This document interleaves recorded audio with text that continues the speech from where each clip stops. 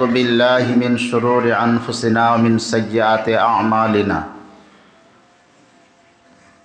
فأعوذ بالله من الشيطان الرجيم بسم الله الرحمن الرحيم إن الله لا يغير ما بقوم حتى يغيروا ما بأنفسهم أو كما قال الله تعالى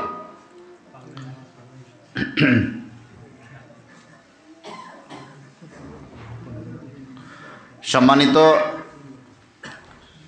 নদিয়া জেলা জমিয়তে আহলে হাদিসের আমির জামাত, বিভিন্ন মোকামির জমিয়তের সদস্যগণ, আল্লাহর শুকরিয়া যে এই ঠান্ডা রাত্রিও আমরা বিভিন্ন এলাকা থেকে এসে গহরপোতার উত্তরপাড়া জমা মসজিদে হাজির হতে পেরেছি। যাদেরকে আল্লাহ সুবহানাহু ওয়া তাআলা এখানে আসার তৌফিক দিয়েছেন, এটা আপনি বাহাদুরি মনে করবেন না যে আমার ক্ষমতা আছে তাই আমি আসলাম।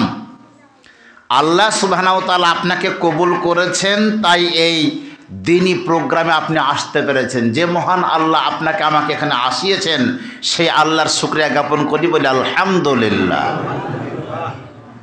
তারপরে পরে অগণিত দরুদ ও শান্তির ধারা বর্ষিত হোক মহাত্মা মহাপুরুষ আমিনার লাল মরুর দুলাল আকাই নামদার তাজদার মদিনা মুহাম্মাদুর রাসূলুল্লাহ বলুন সাল্লাল্লাহু আলাইহি ওয়াসাল্লাম।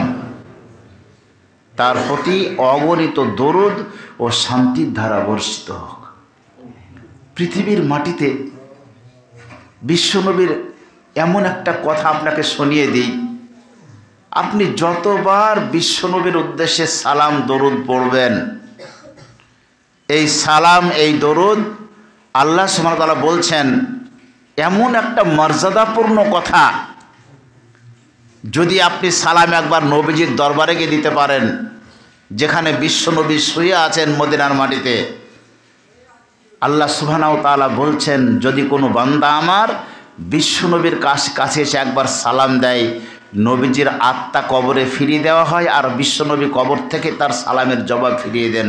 বলুন সুবহানাল্লাহ। সেই নবীর কথা আপনাকে বলতে এসেছি।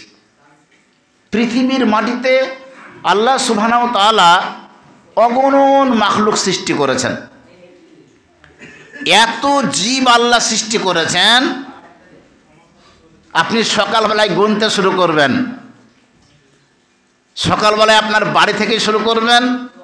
যার বাড়িতে গরু আছে, ছাগল আছে, মুরগি আছে, হাঁস আছে, পিঁপড়ে আছে, পাখি আছে, বিভিন্ন রকমের জীবজন্তু আপনি গুনতে শুরু করবেন। এত জীবজন্তু আল্লাহ সৃষ্টি করেছেন, এক একটা জীব এক এক রকমের, এক একটা জীব এক এক রকমের। সবচেয়ে আশ্চর্য জীব হচ্ছে পৃথিবীর মাটিতে, তা হচ্ছে মানুষ। বলুন সুবহানাল্লাহ। মানুষ একটা আশ্চর্য জীব। কেমন আশ্চর্য? আমাদের এলাকায় যে সমস্ত নিম্ন শ্রেণীর প্রাণী আছে আমরা দেখি, তো আমাদের এলাকাতে সব থেকে নিম্ন শ্রেণীর প্রাণী বলতে আমরা কুকুরটাকে পাই নাকি? যে কুকুর সব থেকে নিম্ন শ্রেণীর প্রাণী, নিকৃষ্ট প্রাণী। শুয়োর আমাদের এলাকাতে খুব কম দেখতে পাওয়া যায়, শুকর নাই, তো কুকুরটা আমরা দেখতে পাই। তো কুকুরও এমন একটা প্রাণী আল্লাহ সৃষ্টি করেছেন। কোনোদিন লক্ষ্য করে দেখেছেন যে একটা কুকুর আরেকটা কুকুরকে ধরে ধর্ষণ করে? পাবেন না। আল্লাহ ওদেরকে নির্দিষ্ট একটা সময় দিয়েছে, ওই সময় ছাড়া এই কাজটা অন্য সময় ওরা করে না। ছাগল দেখেছেন? এক গাদা ছাগল মাঠে ছেড়ে দিয়ে চড়ছে একসঙ্গে।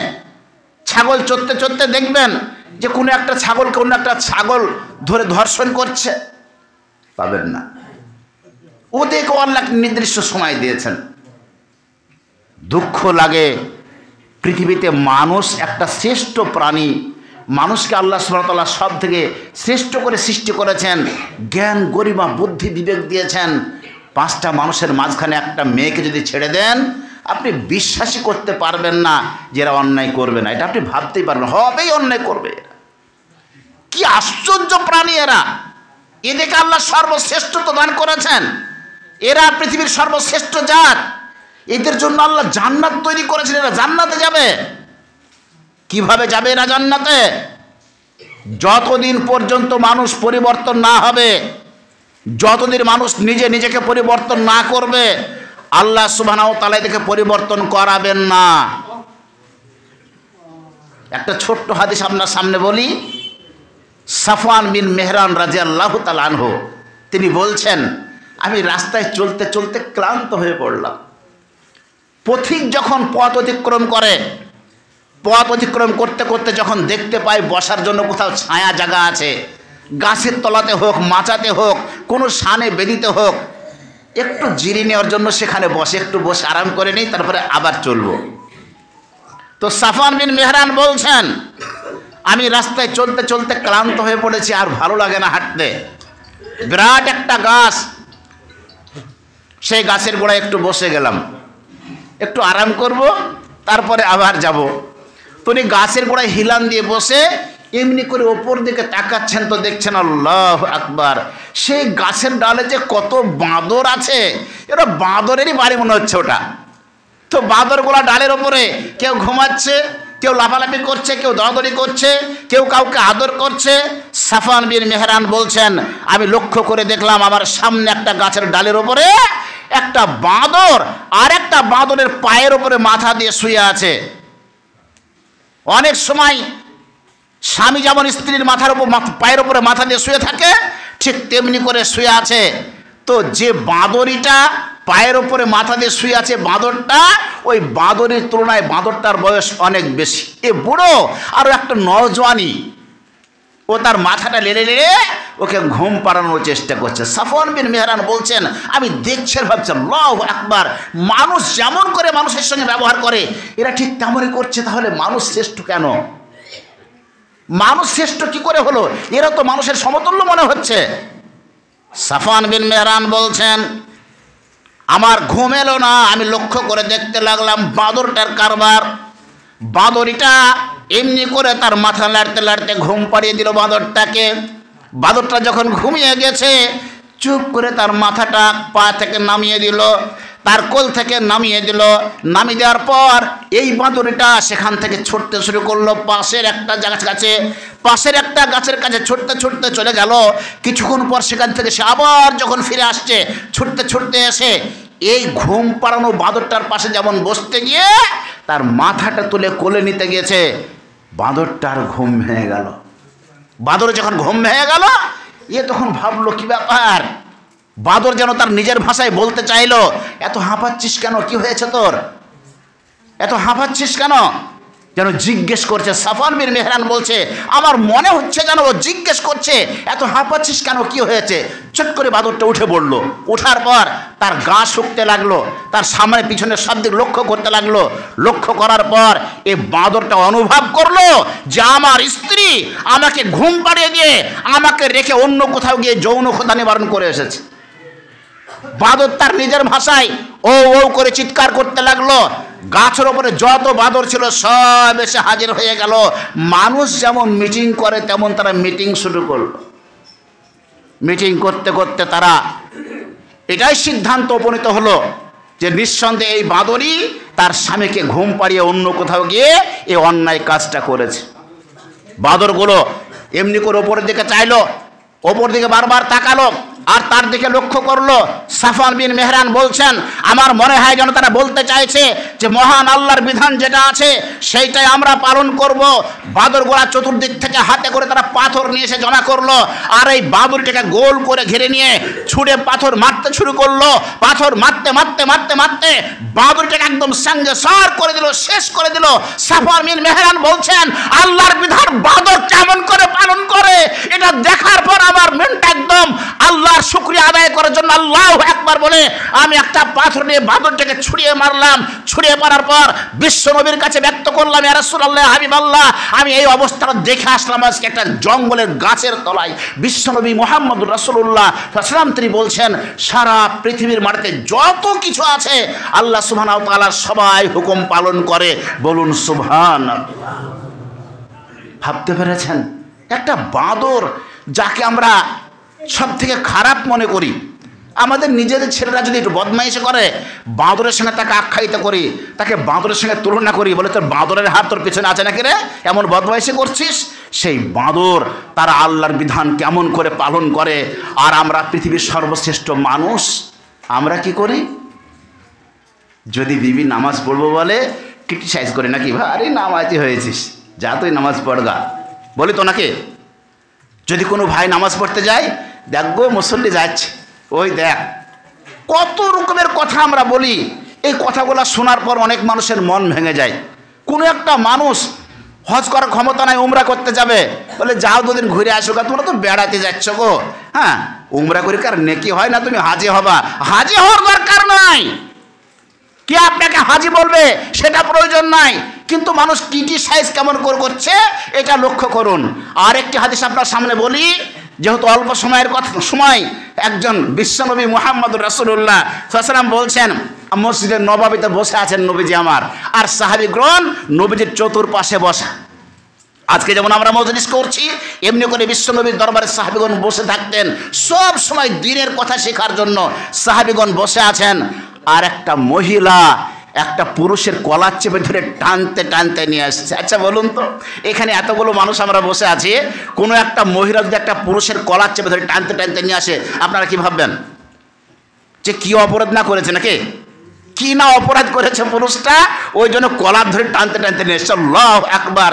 কলার ধরে যখন নিয়ে আসছে বিশ্বনবীর দরবারে, হযরত ওমর ফারুক রাদিয়াল্লাহু তাআলা আনহু দেখছেন, মহিলা যখন কলার চেপে ধরে আনছে, তুই বড় অপরাধ করেছিস, তরবারিটা খাপ থেকে বাহির করছে নাকি, হ্যাঁ? আল্লাহু আকবার। মহিলাটা বিশ্বনবীর দরবারে এসে সর্বপ্রথম যে কথাটা বললো, সে কথাটা কি? মহিলা সালাম দিয়ে বলছে, ইন্না জাউজি, প্রথম কথাটা বলছে ইন্না জাউজি সাফওয়ান বিন মুআত্তাল। মহিলাটা বলছে নিশ্চয় ইনি আমার স্বামী, আসামি নয়, ইনি আমার স্বামী, নাম সাফওয়ান বিন মুআত্তাল। অপরাধ কি? ইজা সাল্লাইতু ইয়াজরিবিনি। বলছে ইয়া রাসূলুল্লাহ, এই লোকটা আমার স্বামী, যখন আমি নামাজ পড়ি তখন আমাকে মারে, নামাজ পড়লে আমাকে মারে।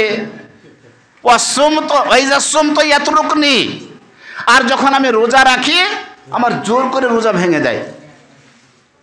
ওয়াসাল্লাল ফাজরা হাত্তা তাতলুইশ শামস, আর ও ফজরের নামাজ পড়ে সূর্য ওঠার উপর, সূর্য ওঠার পরে, সূর্য উঠে যায়, তারপরে সকাল হলে ফজরের নামাজ পড়ে। তিনটে অভিযোগ নিয়ে একটা মহিলা তার স্বামীকে ধরে নিয়ে এসছে বিশ্ব নবীর দরবারে। নবী মুহাম্মদুর রাসূলুল্লাহ সাল্লাল্লাহু আলাইহি ওয়াসাল্লাম তিনি জিজ্ঞেস করেন, এই সাফওয়ান বিন মুআত্তাল, তোমার বিবি যেটা বলছে সেটা কি ঠিক? সাফওয়ান বিন মুআত্তাল বলছে, জি ঠিক কথা বলছো, একটা অন্যায় কথা বলেনি, একদম ঠিক কথা বলেছে। আল্লাহু আকবার। নবীজির চেহারা রেগে লাল হওয়া উচিত ছিল নাকি, যে নামাজ পড়ে আর তুই মারিস, রোজা রাখলে রোজা ভেঙে দিস, বেয়াদব কোথাকার। এটা বিশ্বনবীর বলা উচিত ছিল, এটা আমরা ভাবছি নাকি যে না। নবী মুহাম্মদুর রাসূলুল্লাহ সাল্লাল্লাহু আলাইহি ওয়াসাল্লাম জিজ্ঞেস করলেন যে সাফওয়ান বিন মুআত্তাল, তোমার বিবি তোমার জন্য অভিযোগ নিয়ে এসছে যে নামাজ পড়লে তুমি মারো। আচ্ছা বলো তো মা, তুমি যখন নামাজ পড়ো তোমার স্বামী তোমাকে মারে কেন? তো বলছে নামাজ পড়ি মারে বলে তো আপনার কাছে অভিযোগ নিয়ে এসেছি, আপনি ওকে জিজ্ঞেস করেন। বলে সাফওয়ান বিন মুআত্তাল, বলো তোমার বিবি নামাজ পড়ে তুমি মারো কেন? তো সাফওয়ান বিন মুআত্তাল বলছে, ইয়া রাসূলুল্লাহ, আমি চাষি মানুষ, চাষের কাজ করি, মাঠ থেকে চাষ করে আসার পর বুঝতেই পারছেন যখন মাঠ থেকে বাড়ি আসে তখন হাঁটতে মনে হয় না, চলতে ভালো লাগে, এত শরীর ক্লান্তি ভেঙে পড়ে, একটু পানির দরকার, পানি খাবো, একটু হাত মুখটা ধোবো, একটু আমাকে হাওয়া করবে, বাতাস করবে, ডাকির আব্দুল্লাহর মা কো, আব্দুল্লাহর মা কো গো, আব্দুল্লাহর মা বলতে বলতে রাগ যখন ধরে, আব্দুলের মা কোথায় গেলে রে, হাঁক মারি, তো দেখে লক্ষ্য করে নামাজ পড়েই যাচ্ছে, নামাজ পড়ে যাচ্ছে। কিসের নামাজ পড়ে হতো? তখন বুঝতে পারছেন নাঙল বল আছে হাতে থাকে, পায়ে পায়ে দোঘাই দিয়ে দিই, কিসের নামাজ পড়িস তুই এত? মহিলাকে জিজ্ঞেস করছেন, তুমি কেমন নামাজে, কিসের নামাজ পড়ো? তুমি বলছি, ইয়া রাসূলুল্লাহ, নামাজ তো ভালো জিনিস, নামাজ তো ভালো জিনিস, আমি কি করব, বাড়িতে চুপচাপ বসে থাকবো, কোনো কাজ নাই আপনার? আমার ছেলেকে সুন্দর করে সাজিয়ে দিই, রান্না বান্না তৈরি করে নিই, এবার চুপচাপ বসে না থাকে আমি নামাজে দাঁড়িয়ে যাই, নফল নামাজ পড়ি। সাফওয়ান বিন মুআত্তাল বলছে, তো নামাজের টাইম টেবিল নাই, যখন তখন নামাজ পড়বি, রাগ ধরে যায়, সাঁই সাঁই দোহাই দিয়ে দিয়েছি বাস। বিশ্বনবী বলছেন, তোমাকে মেরেছে তোমার স্বামী ঠিক করেছে, তোমার স্বামী তোমাকে মেরেছে ঠিক করেছে। তুমি ফরজ নামাজ পড়ার পর নফল নামাজ পড়বে, আর নফল নামাজের কত মর্যাদা তুমি জানো? নফল নামাজ পড়তে দাঁড়িয়েছো, তোমাকে কেউ ডাকলো, নামাজ ভেঙে তাকে সালাম ডাকার উত্তর দাও, তার ডাকে সাড়া দাও, কোনো গুনাহ হবে না, একটু গুনাহ হবে না। জমিয়তে আহলে হাদিসের সদস্য আমরা, এই হাদিসগুলো আমরা জানি না, এই হাদিস আমাদের জানা নাই। সাফওয়ান বিন মুআত্তালের বিবি বলছেন, ইয়া রাসূলুল্লাহ ওয়াইজা সুমতু ইয়াতরুকুনি, রোজা যখন রাখি জোর করে ভেঙে দেয় আমার রোজা। তাই নাকি? বলে সাফওয়ান বিন মুআত্তাল, কি ব্যাপার, তো রোজা ভাঙিস কেন? বলে কখনকার রোজা ভেঙেছে জিজ্ঞেস করেন, রমজানের রোজা না অন্য সময়? আল্লাহু আকবার। সাফওয়ান বিন মুআত্তাল বলছেন, ইয়া রাসূলুল্লাহ আমাকে দেখে কি মনে হয় আমি বুড়ো হয়ে গেছি? আমি তো জোয়ান মানুষ, কিন্তু বাড়িতে থাকবো, একটু বিবি থাকবে আমার পাশে, আর আমি যে কোনো সময় একটু প্রয়োজন হলে ডাকবো, তো শুধু বলবে রোজা রাখ, শুধু রোজা। এত রোজা কার জন্য রাখে? যেমন রোজা রাখে, আর আমি জোর করে ভেঙে দিই। বিশ্বনবী বললেন, ঠিক করেছো, তুমি রোজা ভেঙে দিয়েছো, এটাও ঠিক করেছো। সাফওয়ান বিন মুআত্তালের বিবি বলছে, কলার চেপে ধরে নিয়ে আসলাম, আর দুটো কেছে তো আমি হেরে গেলাম, কি হবে এবার? বিশ্বনবী বলছেন, নফল রোজার কত মর্যাদা জানো? নফল রোজার কতটা দাম জানো? নবী মুহাম্মদুর রাসূলুল্লাহ বলুন সাল্লাল্লাহু আলাইহি ওয়াসাল্লাম, তিনি রোজা রেখেছেন, রোজার অবস্থায় আছেন। একজন সাহাবী বিশ্বনবীর সামনে খাবার নিয়ে আসলো, সাহাবীরা খেতে লাগলেন, নবীজিও খেতে আরম্ভ করলেন। সাহাবীরা বলছেন, ইয়া রাসূলুল্লাহ আপনি যে রোজা রেখেছিলেন? তো যে রোজা রেখেছিলাম, আমার মন গেল ভাঙতে, ভেঙে দিলাম। নফল রোজার এতটুকুই মর্যাদা। আমার ইচ্ছা হয়েছে রোজা রেখেছি, আর আমার মন চাইলো রোজা ভেঙে দিলাম, কোনো গুনাহ হবে না। সাফওয়ান বিন মুআত্তাল বলছেন, ইয়া রাসূলুল্লাহ আমার বিবির প্রয়োজন আমার, আর আমি ডাকলে শুধু বলে রোজা রাখি, যার জন্য রোজাটা আমি ভেঙে দিয়েছি। অতএব মুসলমান, বিশ্বনবী বলেছেন, এই সাফওয়ান বিন মুআত্তালের বিবি তুমি শোনো, নফল রোজা রাখতে গেলে তোমার স্বামীর কাছে তোমাকে অনুমতি চাইতে হবে। সাফওয়ান বিন মুআত্তালের বিবি মাথা চুলকাতে বলছে, দুটো কেচে আমি হেরে গেলাম, 3 নম্বর কেচে আমি জিতবই। বুঝতে পেরেছেন? বলি, ইয়া রাসূলুল্লাহ ওয়া সাল্লাল ফাজরা হাত্তা তাতলুইশ শামস, ও ফজরের নামাজ পড়ে সূর্য ওঠার পর, এই কেসটাই আমি জিতবো নিশ্চয়। বিশ্বনবী বলছেন, সাফওয়ান বিন মুআত্তাল তুমি সূর্য ওঠার পর ফজরের নামাজ পড়ো কেন? সাফওয়ান বিন মুআত্তাল বলছেন, ইয়া রাসূলুল্লাহ যখন চাষের কাজ শুরু হয়, নিজের 1 বিঘি জমি চষতে গিয়ে পাশের লোকের জমিটা একটু মই দিয়ে দেই, কারোর একটু জমি চষে দিতে হয়, এই করতে করতে একদিনে 5টা লোকের কাজ যখন ঘাড়ে চেপে যায়, ওই কাজ করে আসার পর শরীরে এত ক্লান্তি চেপে যায়, কখন ফজরের আজান হয় বুঝতেই পারিনি, ঘুমেই পড়ে থাকি। যখন ঘুম ভাঙে তখন দেখি সূর্য উঠে গেছে, তখন উঠে তাড়াতাড়ি ফজরের নামাজটা পড়ে নিই। বিশ্বনবী মুহাম্মদুর রাসূলুল্লাহ বললেন, তুমি ঠিক করেছো। যদি কোনো মানুষ ঘুমিয়ে যায় ক্লান্তির কারণে, আপনার অত্যন্ত ক্লান্তি, শরীর খারাপ, বিভিন্ন কারণে আপনি উঠতে পারেননি, কখন ফজরের আজান হয়েছে বুঝতে পারেননি, ঘুম যখন ভাঙছে সকাল তখন 7:30 8টা বেজে গেছে, আপনি বলবেন, যা আজকের নামাজটা আর পড়া হলো না। জি না, ও আহলে হাদিসের সদস্য ভালো করে শুনুন, আজকের নামাজটা পড়া হলো না এটা নয়। 7:30 8টায় আপনার ঘুম ভাঙুক, আর 10টা 11টায় ঘুম ভাঙুক, যখন ঘুম ভাঙবে ঘুম থেকে উঠে আপনি তখনই ওযু করে ফজরের সালাত আদায় করবেন। এটাই বিশ্বনবী শিক্ষা দিয়েছেন। সাফওয়ান বিন মুআত্তালের হাদিস থেকে এটাই আমরা জানতে পেরেছি যে আপনার ঘুম যখন ভাঙবে তখন ওটা আপনাকে ফজরের সালাত আদায় করতে হবে। সাফওয়ান বিন মুআত্তালের বিবি বলছে, এই কেসটাও তো ওর পক্ষে চলে গেল। নবীজি বললেন, এ সাফওয়ানের বিবি শোনো, তোমার স্বামী ঘরে শুয়ে আছে, আর তোমার স্বামীকে তুমি নামাজের জন্য ডাকোনি? বলে, হ্যাঁ ডাকছি, কয়েকবার ডাকলাম, ডাকার পরে উঠল না, কি করব, আমি নিজে নামাজ পড়ে আমার কাজে ব্যস্ত হয়ে গেলাম। বিশ্বনবী বলেন, সাফওয়ান বিন মুআত্তালের বিবি তুমি শোনো, তোমার ঘরে আগুন লেগে গেছে, আর তোমার স্বামী ঘুমিয়ে আছে, ঘরে ঘুম ভাঙছে না, বারবার ডাকছো, ঘরে আগুন ধরেছে, ঘরে আগুন লেগেছে, আপনি উঠুন, তাড়াতাড়ি উঠুন। বারবার ডাকার পরে স্বামীর ঘুম ভাঙছে না, তুমি কি করবে বলো?